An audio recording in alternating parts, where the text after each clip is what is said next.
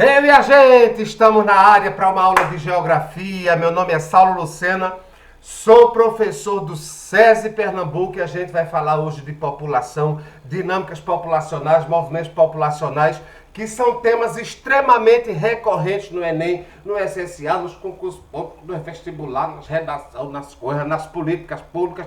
Roda a vinheta que a gente vai começar! Não tem vinheta? Vai ser vinheta mesmo! Veja só, o tema, como eu disse para vocês, o tema da nossa aula é crescimento urbano e populacional. Claro que, para que houvesse o crescimento urbano, foi necessário primeiro o crescimento populacional. E o crescimento populacional, gente, grava aí uma coisa. Daí, pega aí lápis, pega aí papel, pega aí o que você tiver, caneta, borrão, vai, risca na parede, qualquer canto. Quando a população cresce, é porque a indústria chegou, certo? Sempre que há crescimento industrial é porque houve, me perdoe, sempre que há crescimento populacional é porque ocorreu o processo industrial. Então, dentro dessa dinâmica, nós vamos ter o seguinte: diferentes fases do crescimento populacional. A primeira fase do crescimento populacional é a fase pré-industrial. É a fase que a população tem um crescimento lento. E sabe por quê? O crescimento populacional nesta fase é lento porque o povo tem muito filho, só que os meninos morrem. Por que morrem esses meninos?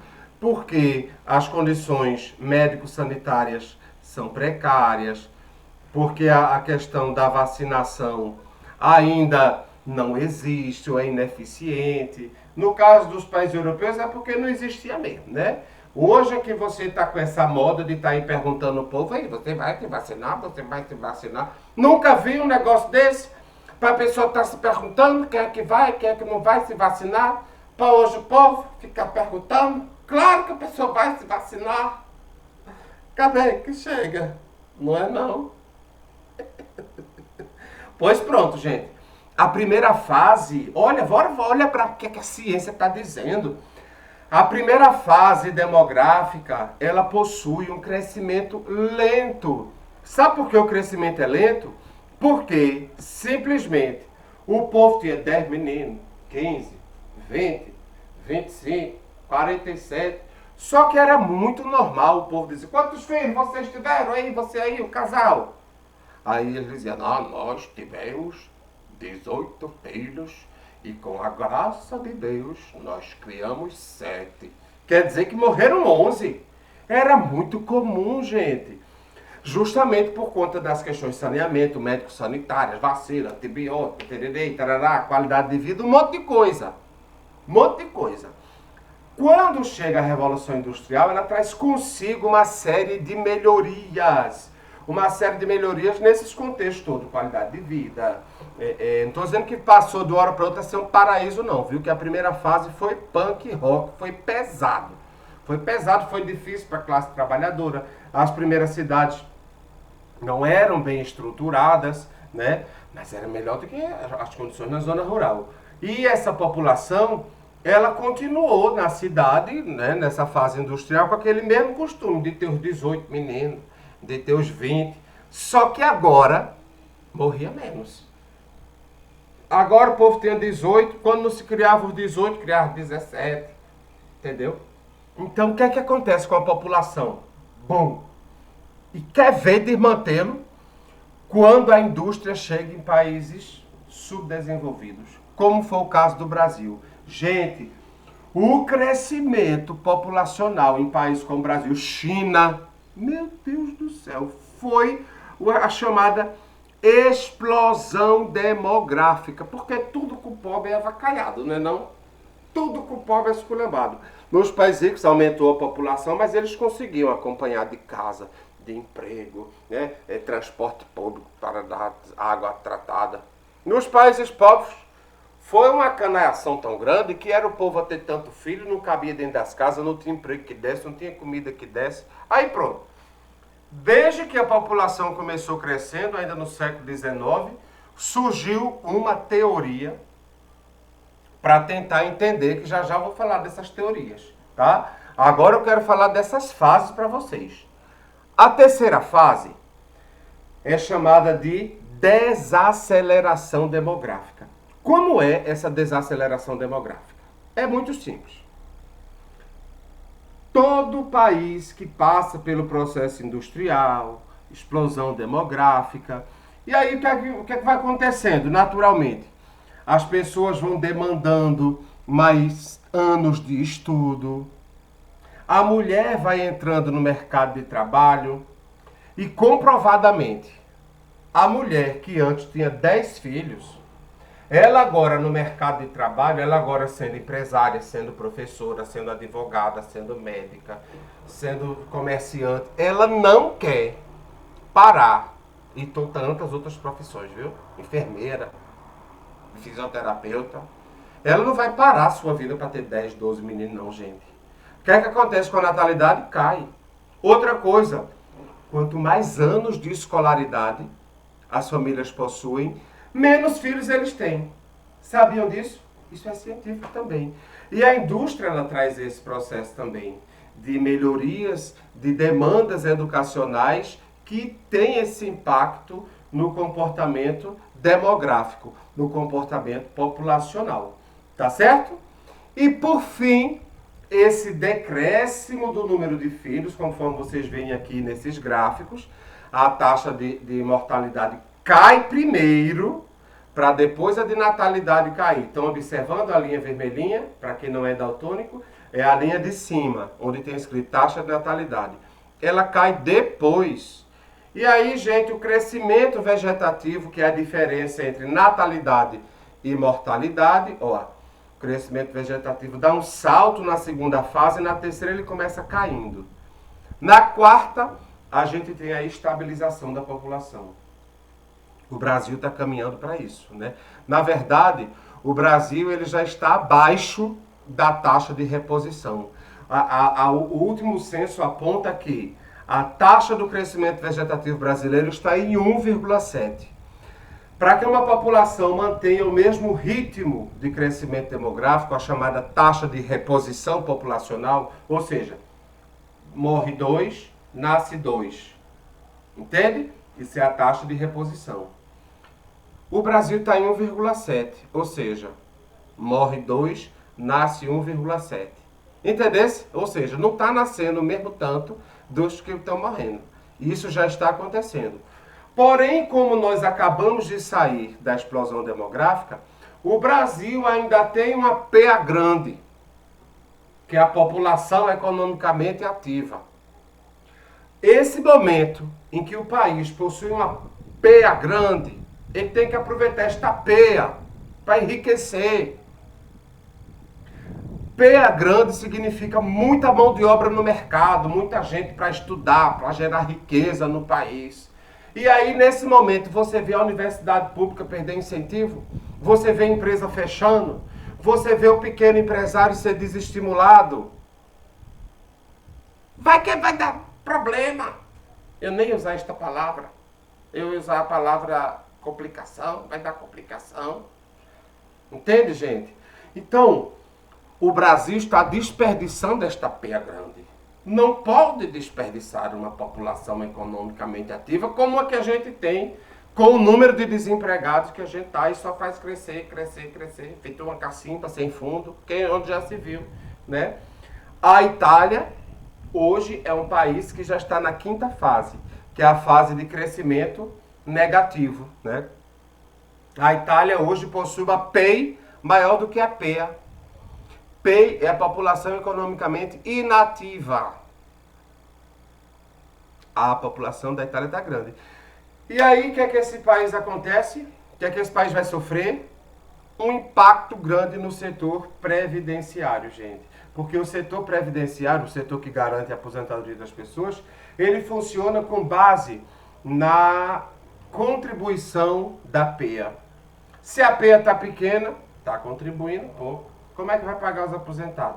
Aí muita gente se preocupa com o colapso do sistema previdenciário. É tanto que a França já vem estimulando o povo a ter filho, que o povo quer ter nenhum. Aí a França vem dizendo, tem ao menos um, a gente paga a universidade do menino, tenha. Não que te pedi nada. E os franceses sem querer ter menino. Isso aí é verdade. Isso é verdade mesmo. Viu? Dentro desse contexto, aí vão surgir as teorias demográficas. Olha, gente, eu trouxe 4 teorias. Essa transição demográfica que eu mostrei, ela já é uma teoria, viu? Mas agora eu vou trazer mais 4 teorias. A mais antiga delas é a teoria malthusiana, que surge com o pastor anglicano Thomas Robert Malthus. E Malthus dizia assim, minha gente, pelo amor de Deus, está nascendo muita gente, está nascendo gente demais, vai faltar comida. Era a preocupação de Malthus, era que ia faltar comida para o povo. Menino, onde é que já se viu? E a proposta dele era que era uma proposta indecente. Ô Malthus com a proposta indecente. Ele dizia o seguinte, minha gente, a produção de alimentos está acontecendo no ritmo de uma PA, progressão aritmética. 2, 4, 6, 8, 10, 12. E o crescimento populacional está no ritmo de uma PG, progressão geométrica. 2, 4, 8, 16, 32, 64. Nunca vai acompanhar. Aí o povo pelo meio da rua, né, aperreado com isso, tendo piloura, se aperreando. Só, gente, que Malthus não contava com uma coisa. Que a melhoria na tecnologia iria trazer mudanças radicais na forma de produzir. E que essas novas formas de produzir iriam garantir sustento para a população mundial. O problema era a concentração. Era não, ainda é. A concentração da riqueza, dos alimentos. Enquanto tem uma população desperdiçando, tem outra que está revirando lixo. Né? O problema está nesta desigualdade e não na quantidade de alimentos. Né? Inclusive a proposta de Malthus era sujeição moral. Ele dizia, pobre não é para namorar não. Proibir pobre de poder, como é que fala? Como é que eu poderia dizer? Coisar. Pobre de poder coisar. Tu já pensasse? Olha, não teve pobre que gostasse dele não, viu? Não teve pobre não. Hoje a gente vê no Brasil, né? Pobre defender política neoliberal. É tão engraçado isso, a desinformação. Pobre defender política neoliberal. A gente está vendo isso no Brasil hoje. Eu acredito que seja por conta da desinformação. Mas naquela época o povo está aí. O povo não era besta não. Porque querer dizer isso a pobre não gostava não, viu? Não queria conversa não. Nem fosse para conversa para lá do operário. Porque ele tinha história, rapaz. Eu não poder dar a única coisa da minha vida. Você quer tirar para dar um cheirinho na nega véia? Não. Faço não. Pois bem, a teoria de Malthus fica de lado, né? Fica para lá essa teoria de Malthus. Lembre-se, alimento. É a preocupação dele. Até que chega, né, o período pós-guerras e a indústria chega em países como o Brasil. Aí, de novo, a população mundial. Bom, a população mundial atinge os seus 5 bilhões nesse momento. Olha que desmantelo. Um mundo que tinha nem 3. Mas mais do que dobrou, né? Feito tapioca essa população, né? Num período pequeno desse. Aí o povo de novo disse, Malthus, Malthus estava certo, Malthus, ressuscita aí. Aí Malthus, não pôde fazer nada. Aí surgem os neomalthusianos. O que é que os neomalthusianos faziam? Malthus estava certo. O que acontece aqui vai faltar, não é somente comida não. Vai faltar também o quê? Água, moradia, vai faltar emprego. Esses pobres são culpados dessa população estar nessa situação. Botava a culpa nos pobres do número populacional que está crescendo. Os neomalthusianos. Aí, para lascar, vem os ecomalthusianos. Aí eles diziam o seguinte: e eles estão poluindo muito, poluem muita água, polui muito solo, está desmatando demais, vai faltar recurso. Sabe qual era a proposta dos neomalthusianos e dos ecomalthusianos? Esterilização em massa, métodos contraceptivos, né? É pobre, corta as trompas, toma anticoncepcional. Era políticas de planejamento familiar, políticas de controle de natalidade. Era o que eles propunham, tá? Aí, nesse mesmo tempo, veio um outro grupo de pensadores, os chamados reformistas ou marxistas, e eles disseram assim: ei, neomalthusiano, tá conversando besteira. Onde é que já se viu a solução ser anticoncepcional? A solução não é essa não, e tem mais. Não é os pobres que é culpado de nascer tanta gente, não. É a falta de educação, é a miséria que é culpado de nascer tanta gente. E não é o contrário, não. Esses pobres querem ser culpados pela miséria, não. Quer ver uma solução? Bota esse povo para estudar, bota esse povo para trabalhar, para gerar riqueza, para gerar renda. Para você ver se não vai controlar naturalmente esse crescimento populacional. E realmente, a população, quando estuda, quando está no emprego, lembra que eu disse? Naturalmente ela vai ter menos filhos. Aí era a proposta dos reformistas, tá certo? Olha, nessa perspectiva, gente, do crescimento, da dinâmica populacional, eu vou trazer a estrutura populacional para que vocês conheçam. E essa estrutura populacional, ela é apresentada na forma de pirâmide, a chamada pirâmide etária. Pelo amor de Deus, não escreva feito o menino botou uma vez pirâmide otária. Ela não tem nada de otária, ela é etária. Ela mostra a idade e a divisão por sexo, tá? Da população. Perceba aqui, ó. Isso aqui é uma pirâmide absoluta, ó. Isso é uma pirâmide absoluta. O número alto de natalidade, que representa aqui na base, mas as condições de vida não estão boas, não. Nasce muito, mas vai morrendo, morre. Quanto mais aumenta na faixa etária, mais morre, tá vendo? O lado masculino, o lado feminino, tá vendo? Aqui a pirâmide de crescimento lento. Ó como é que acontece, ó. Tá vendo? Uma pirâmide estável, ela dá essa voltinha. Já aqui mostra uma diminuição do crescimento populacional. Ó, base e o topo mais largo. Ou seja, tem muitos idosos. Tem muita gente saindo da PEA, né? Entrando na PEI. Olha aqui, a pirâmide etária, lado masculino e lado feminino. Perceba que do lado feminino existe uma tendência de que o número seja maior. Desde os primeiros, as faixas etárias mais baixas até as mais altas. E quando chega nas mais altas, aí é que essa diferença é grande, né? Mas pudera. Você, quando você vê a campanha, né? Outubro Rosa. O tanto de mulher que vai fazer exame, né? Pergunta aí, a mãe de vocês, se é confortável fazer um exame de mama, uma mamografia? Pergunta se é. Gente, bota num negócio que parece um compressor, aperta os peitos das bichinhas. Não, não, viu? É uma situação que eu já fui com a minha mãe, eu vi ela sair do exame chorando. É uma situação, coitado. Agora também a minha mãe é chorona, ela chora com coisa boa e com coisa ruim, viu? Tô fazendo medo a vocês não. Mas o exame não é confortável não. O Papa Nicolau, o exame lá do colo do útero, que é a posição que a mulher fica, né? 15 para as 3, para poder coletar do colo do útero, fazer uma... Gente, e elas vão.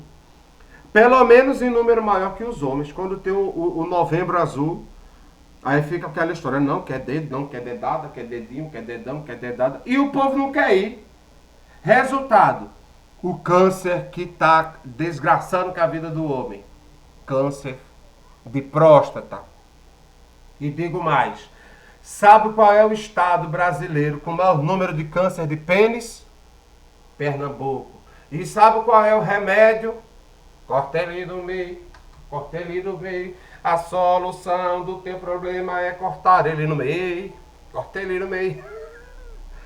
Minha gente. A situação não é brincadeira, não. Então, deixa de besteira. Quando chegar na hora, vá pro médico. E outra, se tiver fimose, não guarde não.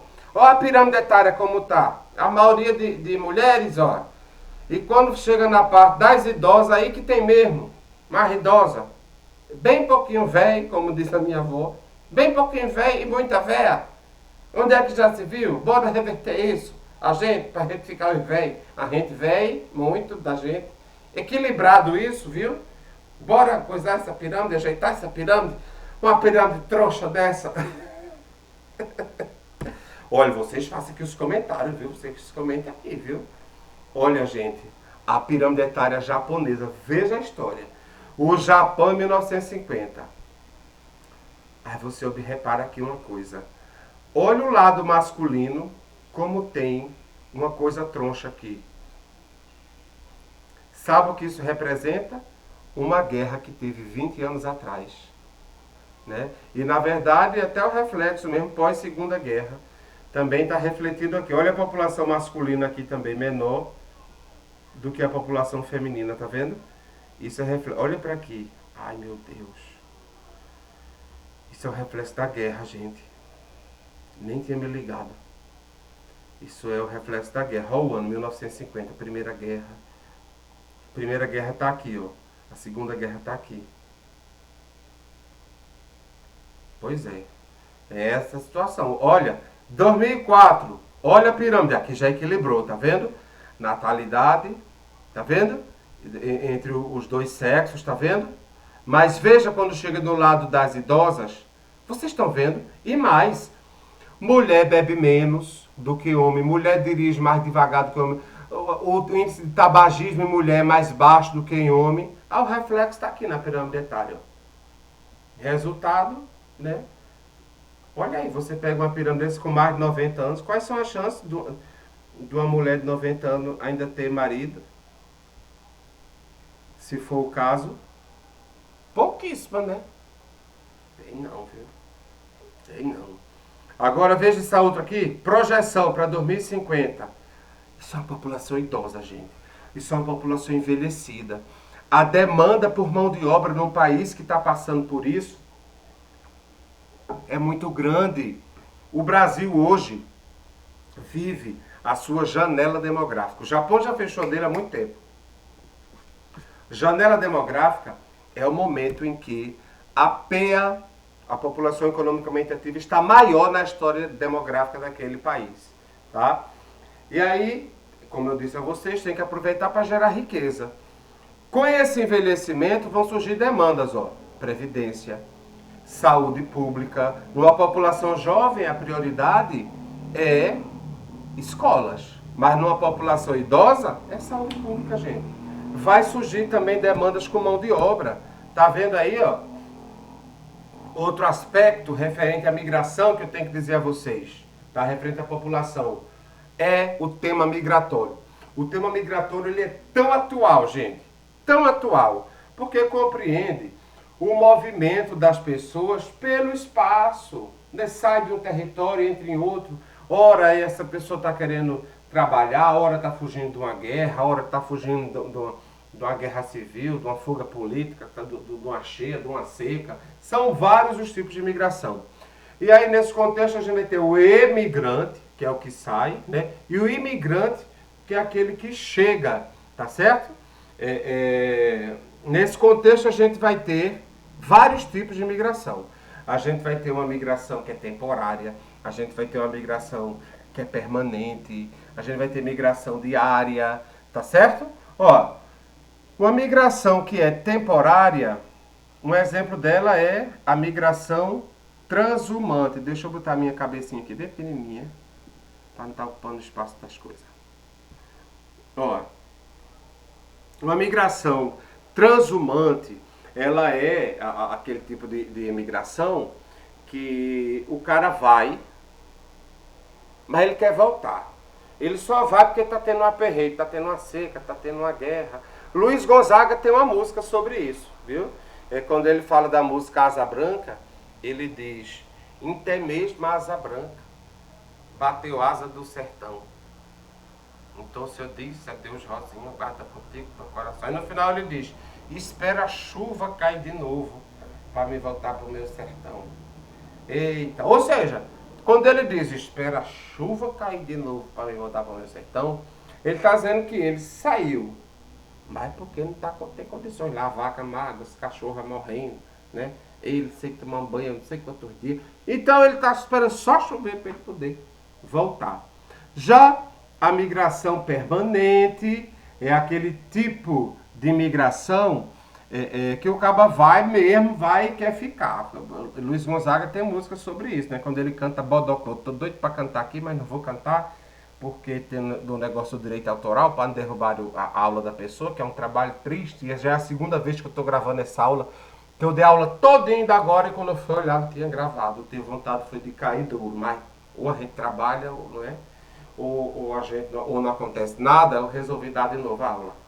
Aí não vou cantar não, mas quem quiser me ver cantando, eu sou cantor sertanejo, viu? Bota aí, @Saulinho Lucena no Instagram, depois da aula, @Saulinho Lucena, e vê as coisas. E o meu coisa de professor é @saulo.lucena.melo. Vai lá e vê, e me diz depois. Só se prestou, se não prestou, deixa pra lá, viu? E aí Luiz Gonzaga ele canta, né? Bodocó, pau de arara. Quando eu vi do sertão, seu moço, do meu bodocó, a malota era um saco e o cadeado era um nó. Viajando no pau de arara, só trazia coragem e a cara. Eu penei, mas aqui cheguei.